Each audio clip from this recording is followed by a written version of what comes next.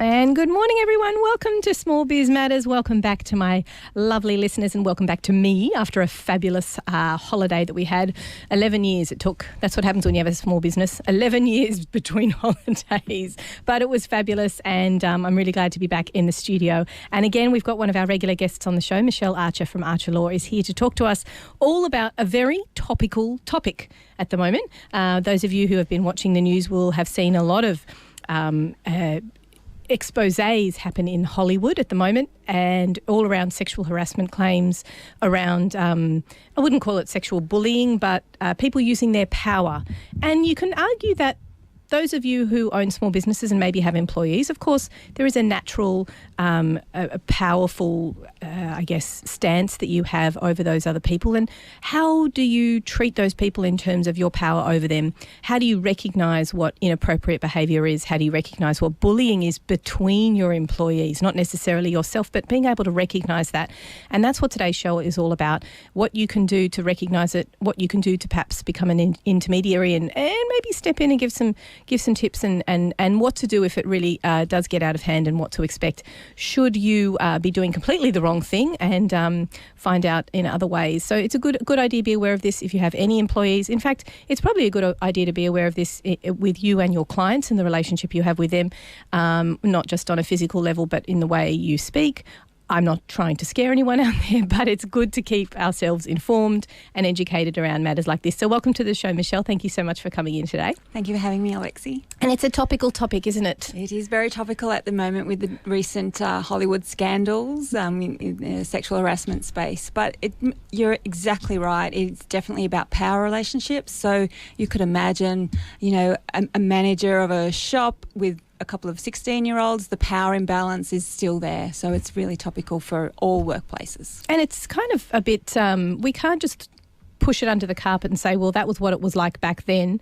It's kind of okay to behave the same way now because we have evolved as a species. We have put things in place to protect workers and in fact, to protect businesses against undue harassment claims, but also on the other end, of course, to protect employees against this sort of behaviour. Yes, definitely. It's something that businesses should really be aware of, on a number of levels. The productivity of your workplace is going to be affected if people are being bullied, so they're just not going to work as well as what they could if they were happy, healthy people. We've got a duty of care towards the people to make sure that we're not injuring them, and psychological injury is just as much an injury as a broken leg or whatever. But more importantly, it's a liability risk to your business, because if you get sued for discrimination, the awards that are being given out by the courts now are just getting bigger and bigger. So it can be a really big financial hit if you get sued for sexual harassment or any type of harassment under any of our discrimination laws. And I like what you mentioned there about the duty of care. It also comes down to staff turnover. It's one of the highest expenses for businesses is when people leave because they're unhappy, because they're feeling threatened, not so much threatened, but even just made to feel smaller than or not appreciated. That staff turnover rate is a huge cost to small business. I mean, people are always talking about the difficulty in finding employees. Well, you need to make sure that you look after them, even if it's just one or two of you, or even in a contractor role, you need to make sure people are kept comfortable, safe, happy in that working environment. And it's something that is really top down, I think. You need to demonstrate the appropriate behaviours to your workplace. If you're the boss, then you need to demonstrate those behaviours. If the boss does it, then everybody else will do it. That's as well. right, exactly. Lead by example. And if you're setting a bad example, then that will filter down as well. So it's really important that it's a top-down demonstration of how to behave. Do you think that it comes a lot from the older generations? No, that I didn't want to sound ageist there. That sounds wrong. But just this complacency in the workforce that's always been there, that it's a bit okay to treat people that it's always been that way. This is how it's always been. It's okay to make those smarmy little remarks because we're just having a joke. Do you think those days are over, or is that still filtering down and the workplace is still dealing with that? At the risk of sounding a bit sexist myself, I do think that the vast majority of perpetrators are men. Sorry, the men out there, but that's just the fact. Men can be victims as well, but the vast majority of victims are women. So I think men don't get it. They think often you'll hear the excuse, I was just joking, doesn't she have a sense of humour?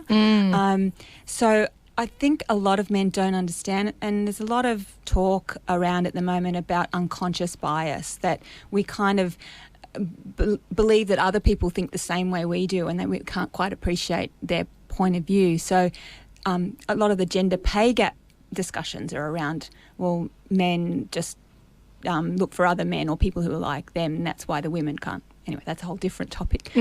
But I think it's that sometimes men don't really understand that their jokes aren't hitting their target. And I think if you ask a lot of women, they will say, yeah, I've been sexually harassed, or I've had comments made at me. Oh, I think you could talk to any female who's been in any work environment for greater than 10 years. You would absolutely. So, I think you'd get very close to almost every single woman would have had an incident that they could relate to you about what happened to them, whereas most men don't believe that they engage in that sort of behaviour at all. So there's a disconnect between it's just communication, really. And a power struggle, I guess, because I think as women who are a little bit stronger and more outspoken in the workplace, we would easily fall into that trap of thinking, well, the top down, these guys are behaving this way, I need to fit in with the boys, I need to behave the same way, and in a way it kind of perpetrates that behaviour as being appropriate because you're jumping in on it as well, I guess. But it's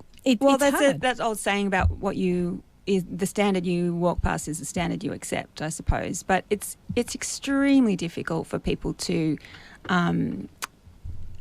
speak up when they're being subject to this type of behaviour. They find it very difficult to speak up, and I have definitely been involved in a number of cases, and I won't kind of talk about specific industries, but there are some industries that are notorious, and it's almost inevitably the woman who will lose their job, the victim will lose their job. It's the victim that kind of has the career sanction, and so it can be.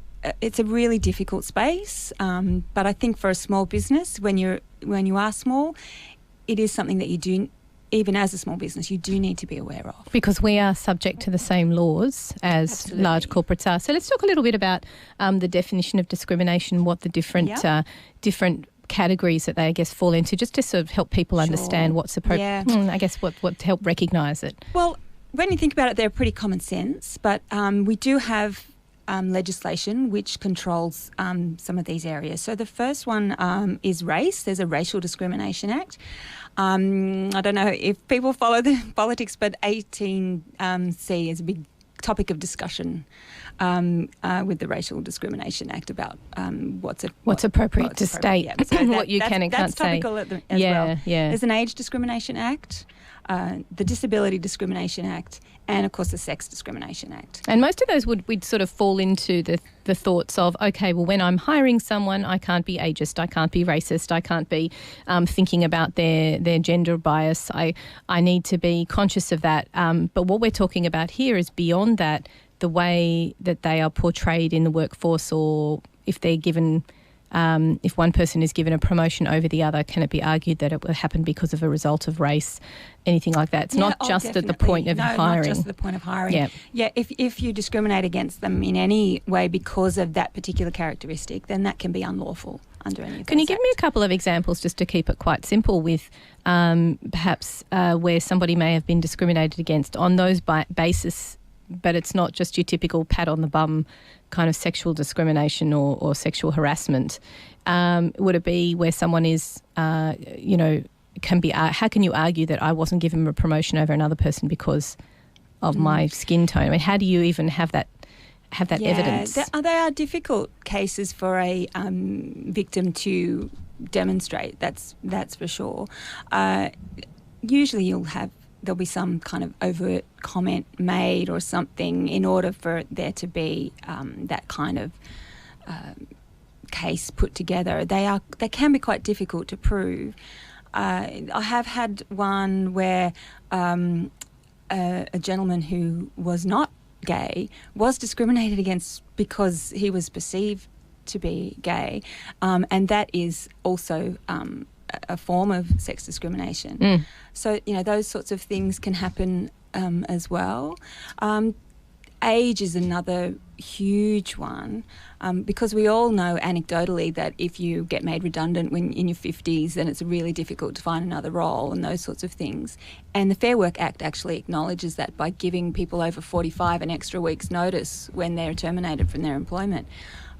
But the cases around age discrimination there's not a lot around, because again, it's very hard to prove that you're not being employed. And if you can be seen to be reasons. making something redundant on the basis of someone's age, then you just fold that particular position and remodel it in a different position for someone else. Yeah. Is that how they get around it? Another one that I see probably the most is women being made redundant around the time when they're pregnant.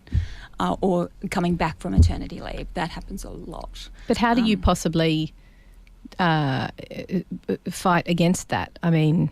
Well, it very much depends on the circumstances of each individual case. Certainly the Human Rights Commission is trying to get more women to complain about cases like that. But it really does depend on the individual circumstances. And there is a statutory obligation that they be returned to their pre-parental leave role or the closest role. But if they never had parental leave in the first place, like you said, if they were just hitting, that age, that period in their lives, and that's when they're made redundant, then it can be argued that that wasn't the reason behind it. It's just... It depends on the employer as well. It is quite difficult. A lot of these cases don't go forward because they're quite difficult.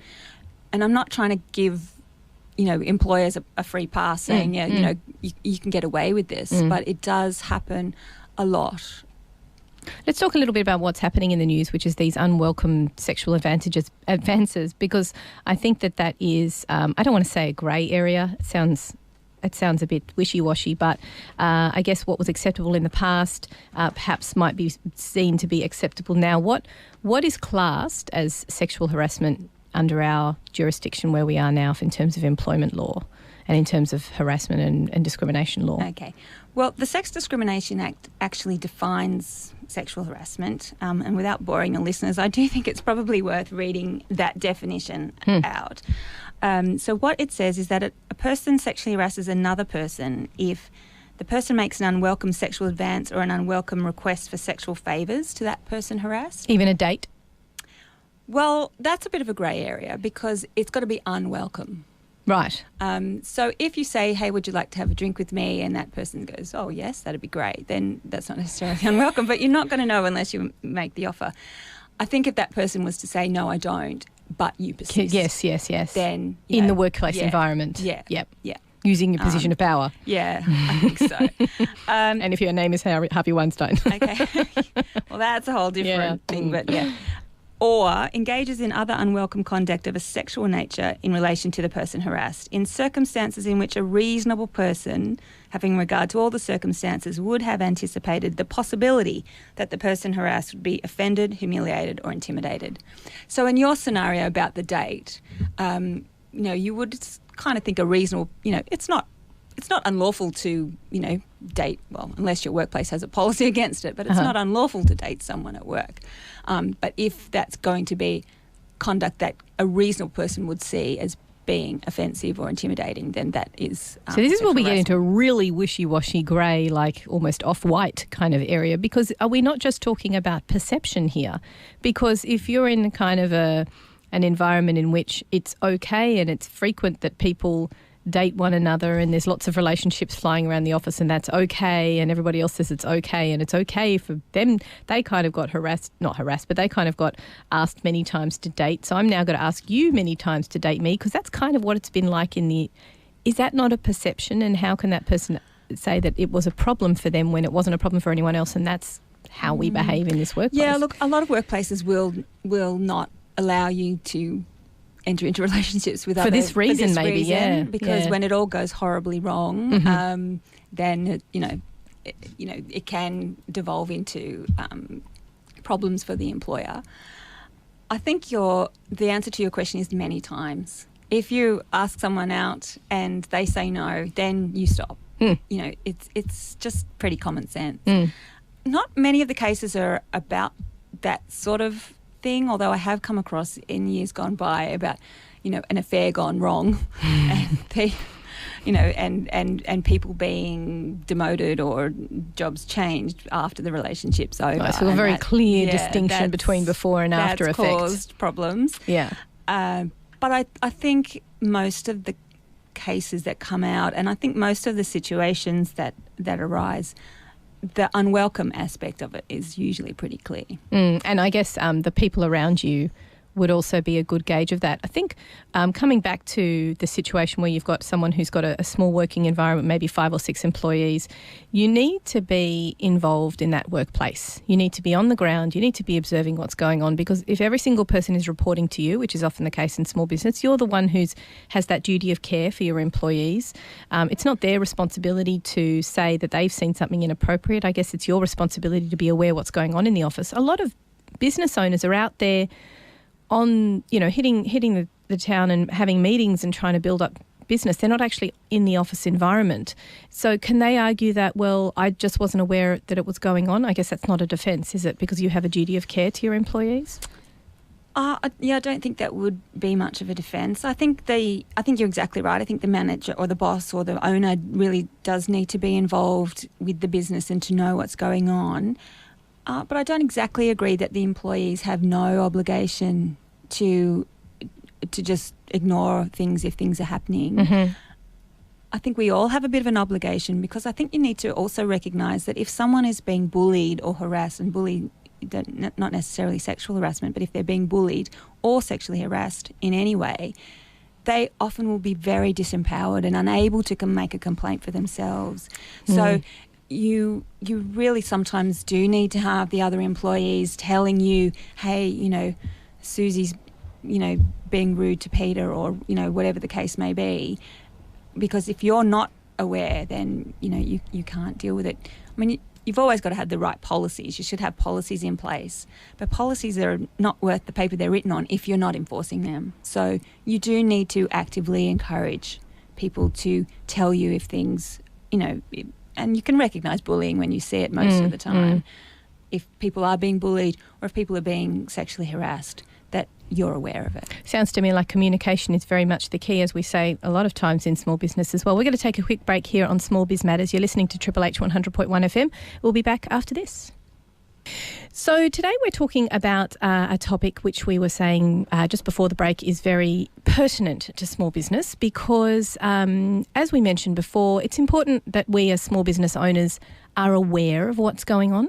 We have a duty of care to our employees to make sure that they are not so much nurtured, but cared for, that they don't feel intimidated or and they're also feeling that they want to remain, because there's nothing more expensive than staff turnover to a business as well.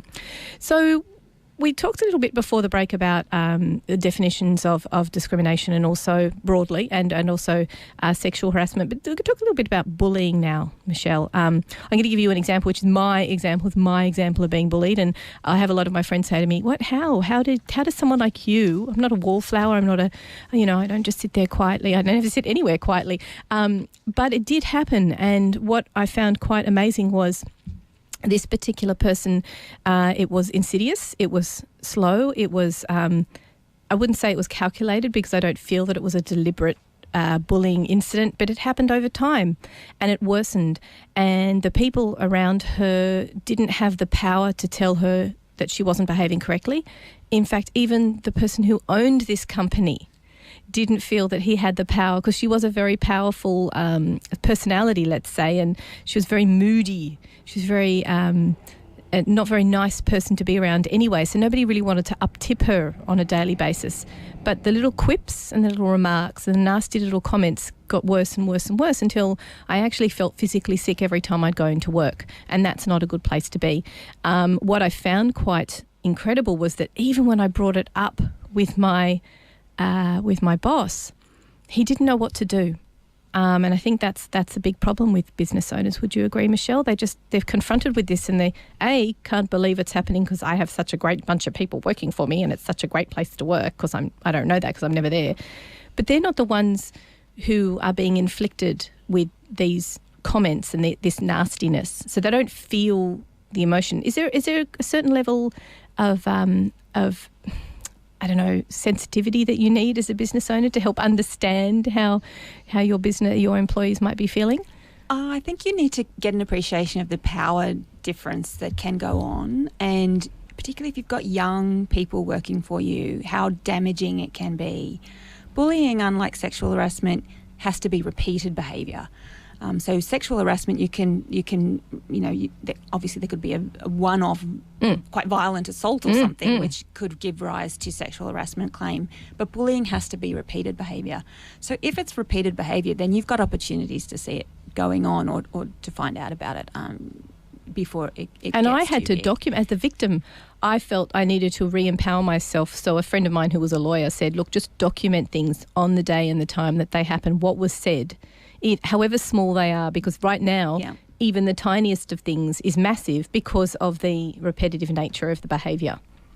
Yes, that's right. And it's a very good idea your lawyer friend gave you good advice to document things. I'm surprised you weren't doing it anyway, Lexi, knowing you. Well, this is the thing. I had been so intimidated, and I really had the legs taken out from underneath me. Like I said, I'm the same personality I was back then, and I would walk into work with my shoulders hunched over. I'd just sit down at my desk because she was behind me. Yeah. They're right there, and if they're there every day and night. Isn't it amazing how disempowering it Absolutely. is? And how, So it can happen in any workplace. Yes, and there have been examples. There was definitely one in Victoria that was well publicised of young people committing suicide as a result of bullying in the workplace, and they weren't large organisations. So it is a really important topic and not something to be ignored.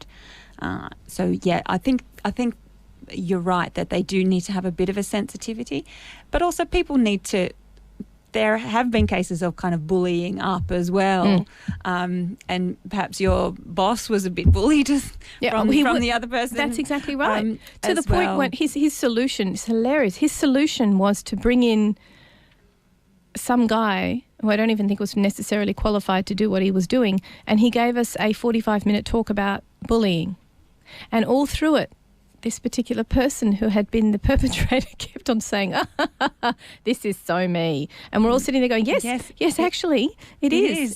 This was for you. But it was ridiculous that we all had to waste 45 minutes of our time when, to me, all that needed to happen was this person had to be sat down and said, this, and this is not acceptable, and you either change or you leave. Yeah. Now, in the end, she ended up resigning. But again, that was her choice. Yes. When I think that there would have been grounds to basically say, this is your first strike, this is your warning. Bullying can be a tough area. That I've definitely come across cases where people on the, quote unquote, receiving end of the bullying have been too oversensitive themselves, and they weren't really being bullied at all. They might just been being managed or things like that. So that is a real grey area.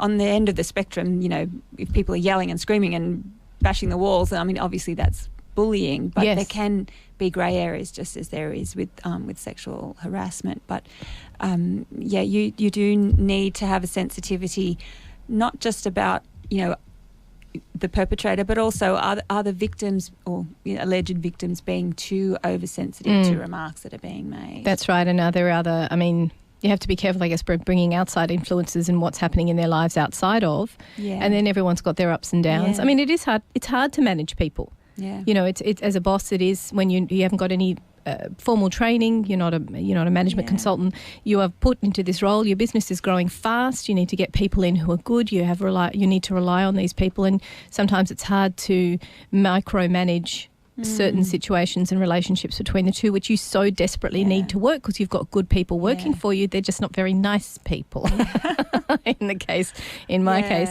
So what should be a good process that an employer could follow? Obviously good communication and good policies to begin with.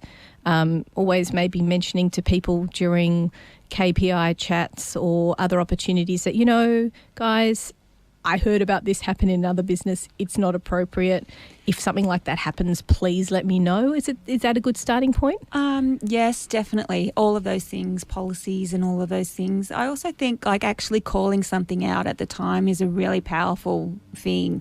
If someone says something in your earshot that you think, you don't have to be nasty about it, but just say, hey Bob, that might have been a bit close, Yep.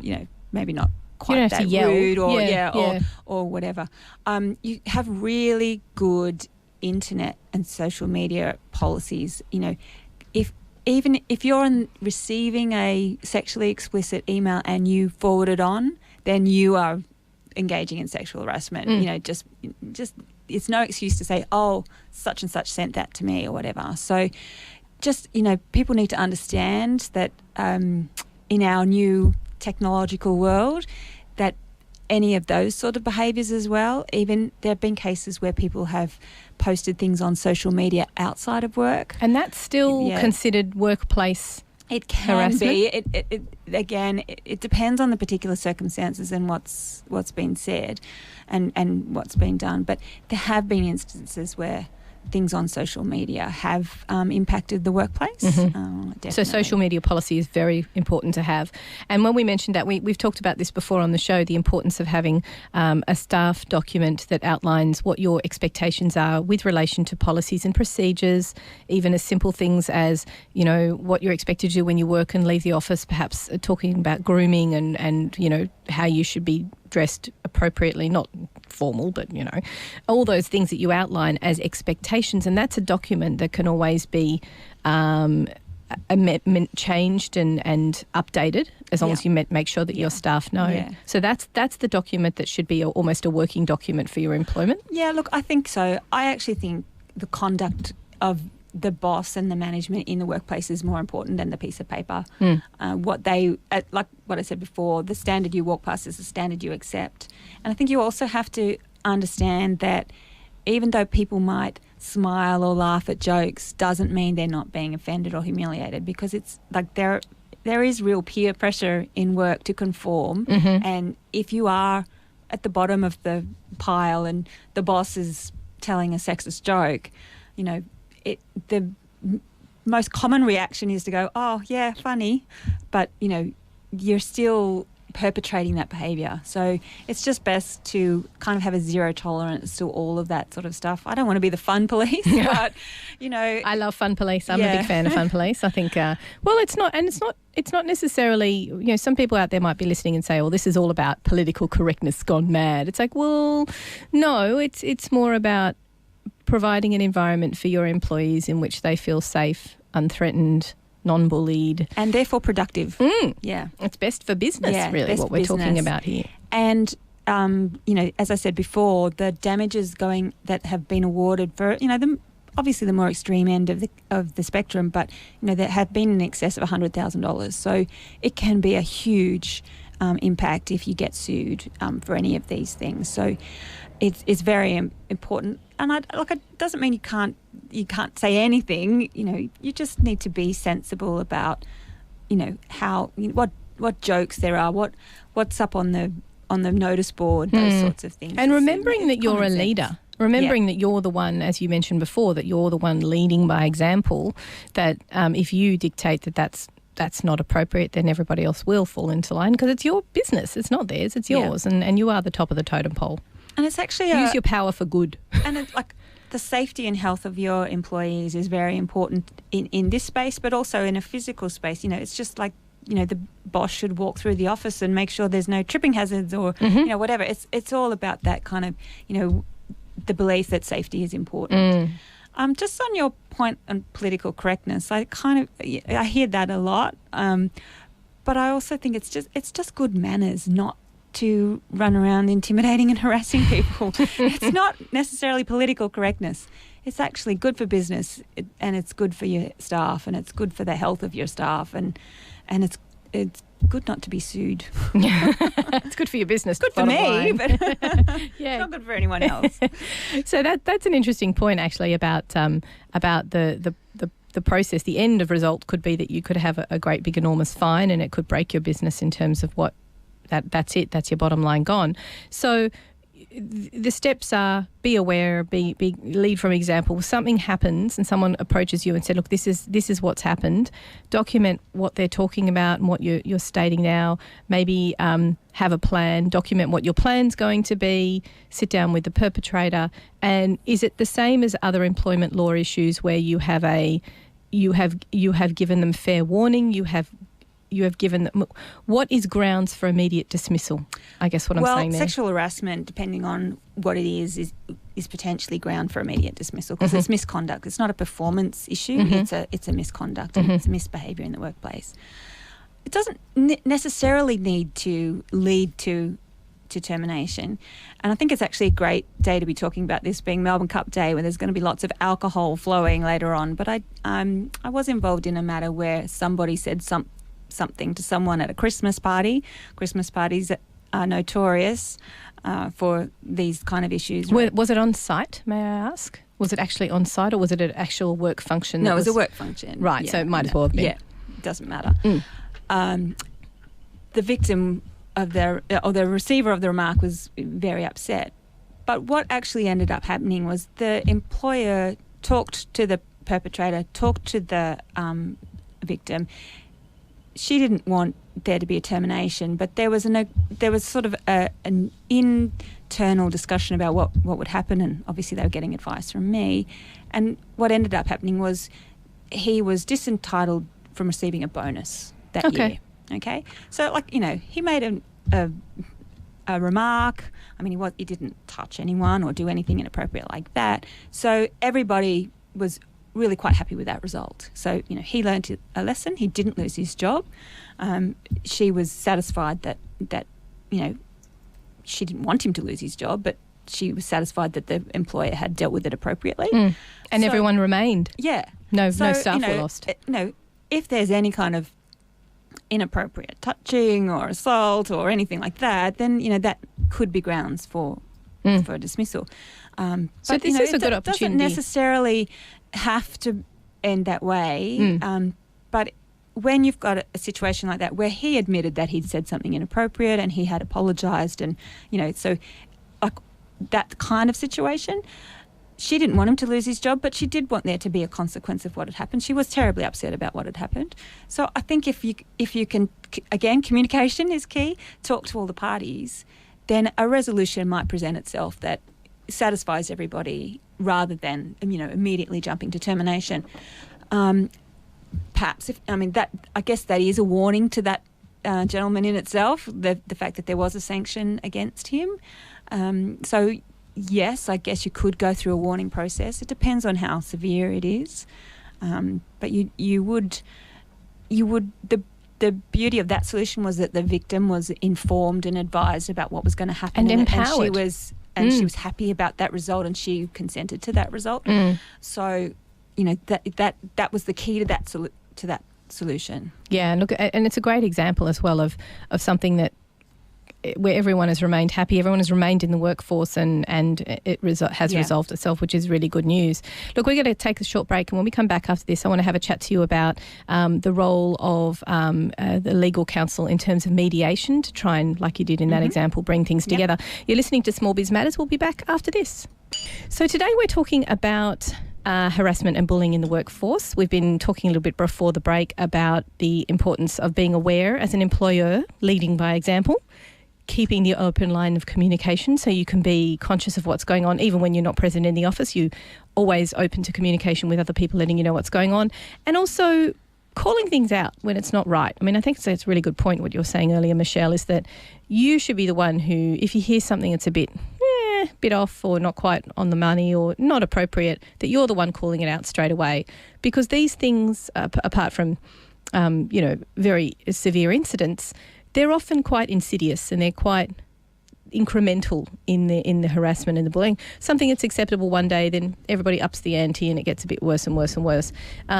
Is that often used as an argument by the perpetrators to say, look, I thought it was okay, it's always been like this? Is that pretty common? Yes, very common. Oh yeah, everybody tells jokes like that, or yeah, she was laughing so I thought she thought it was funny, or whatever. That's very, very common. And what's the role of someone such as yourself in the mediation process? Obviously, if it goes all the way to court for an unfair dismissal case, and we're talking about fines and the worst case scenario, that's a different kettle of fish where you're representing, I presume, either one party or the other.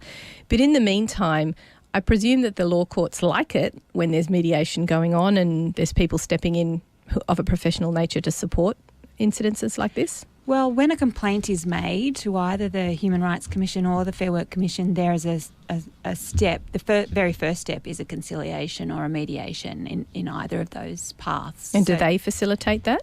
Yes, Right. yes. So it and it's compulsory. It must be done. However, but before you kind of get to someone actually launching legal proceedings, we can help with investigating a complaint or interviewing witnesses, those sorts of things.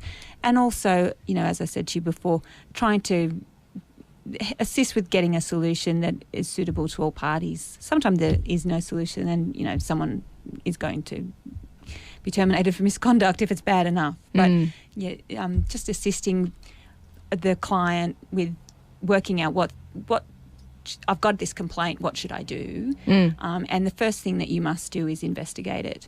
And you must work out, well, is it true? Is it not true? Is it substantiated? Have other people witnessed it? And those sorts of things. So we can assist with taking statements, doing an investigation and that. And it's another one of those incidences where, you don't try and pull your own tooth out. You get help. You make sure you get a professional in to do the things that you may not necessarily. And then you've covered all your bases. Yeah. Look, yeah, I definitely agree with that. But on the flip side of that, I've had some matters where, it's, neon, flashing lights, bullying is happening here, and the client comes and goes, "Oh, I want you to investigate this." I'm thinking of one in particular where an anonymous complaint was made about the board and about how the board conducted their board meetings, and there was yelling and thumping and screaming and carrying on. And the board came to me and wanted me to investigate, and I'm saying, but this happened at the board meeting. You've already seen it. Don't you? Was it bullying? Did it happen? Oh, yes, it happened. Well, then what's to investigate? Well, what do you need me for? Sometimes it's just as plain as the nose on your face, and it's common sense, and you don't need an investigation. You know what's happened, and but when that more insidious kind of, there's the jokes that build up or the incremental type behaviours, then you may not be fully aware of everything that's gone on. And sometimes people don't want to tell the boss either, so the third party is helpful. If there's something, you might have done the very best you can to try and make sure that you've got a safe and healthy workplace, but something's bubbling there under the surface. You may not necessarily know each time. The other point I should make before, it's a bit off topic, but employees can be sued directly as well for sexual harassment. So you can't just say, "Oh, well, it's my employer's problem. They can be sued and I won't." But you can be the perpetrator can be sued as well. So you outside of the workforce. So what you're saying is somebody, if someone is So if there's a person sexually harassing someone in the workplace, then the victim can sue both the employer and the perpetrator. Right. So it's not just that oh, well, it doesn't matter because nothing's going to come out of my pocket. The individual can be sued as well. Right, okay, and that's an important thing to note. Yeah. So they've gone through the process of mediation. If the parties are still not content with what's happened and there hasn't been any solution, and when does it get to the point where it goes to court, I guess is what I'm asking. Is it when appropriate action hasn't been taken? And so this is when discrimination matters separate out from bullying matters. So if it's bullying and it's not based on a discriminatory reason, so not race, age, sex related, then, but it's just, one person doesn't like another person and there's bullying going on, then that can go to the Fair Work Commission. The Fair Work Commission has the power, so they will conciliate, but if that's not resolved, then they've got the power to make orders aimed at stopping the bullying. And it's literally that's to try and stop the bullying. It's not compensatory, so there's no compensation paid as a result of that. Whereas discrimination matters are aimed at getting compensation. So you can go to either the Human Rights Commission or the Fair Work Commission, and there's a conciliation process in both of those, and then both of those end up in the federal court. So, and that is about getting compensation. Right, okay, so it's important to know the difference. Yeah, they're a bit different. And if that bullying situation where, I mean, you did mention that horrendous situation where someone did unfortunately take their lives down in Victoria, did that change laws in terms of bullying Was there an overhaul as a result of that, or was it a test case or I'm not sure. precedent? I think there were some changes in Victoria. I think there might have been an industrial I shouldn't say. I'm not sure. Mm-hmm. I think there were some changes in that state. But the federal system now has the bullying jurisdiction, which is relatively new, and so that, as I said, designed to make orders to stop bullying. So there's not a lot of cases that have come out of that yet, but we are aware that cases are going through and being settled, and sometimes the Commission will find that bullying didn't take place at all. So but it's still fairly new. Which is why it's so important at any stage that things are documented, because you never know when, I guess, down the track that things can escalate or someone could bring it up from years down the track. And the Commission will have wanted there to have been an investigation internally before you go to the Commission. So it's not like bullying has happened and the person will immediately go to the Commission. That the person should really have gone to their employer first. Mm-hmm. So, you will be aware of it before, you're not going to get a summons from the Commission and not know anything about it. Because the Commission, when they're being called by the employee, is probably telling them, you need to go back to your employer, take this, and this step, and then try and deal get a with resolution it internally. Yeah. What if the boss is the one perpetrating? How does that employee then go back to them and have that discussion? Does it skip that step? Well, you're supposed to try. I guess that's an area for advocates like lawyers to be that kind of middle person as well. But that's across the board, not just small business. I mean, oftentimes you will find in larger businesses the person who's being bullied will make a bullying complaint about their immediate manager, and their immediate manager is the person who will investigate it. So that's it happens crazy. a lot. Makes no sense. Yeah. So with the just to help everyone to distinguish, the Discrimination Act that's the one that goes to the courts?